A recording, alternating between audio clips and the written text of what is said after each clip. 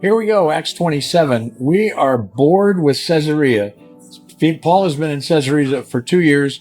We've been stuck there for weeks, and we've heard the same kind of stories over and over. Now it's going to be exciting for a little while.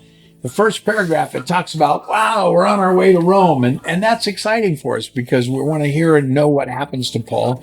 And spoiler alert, it isn't what you think. But anyway, we're going to find out what happens here.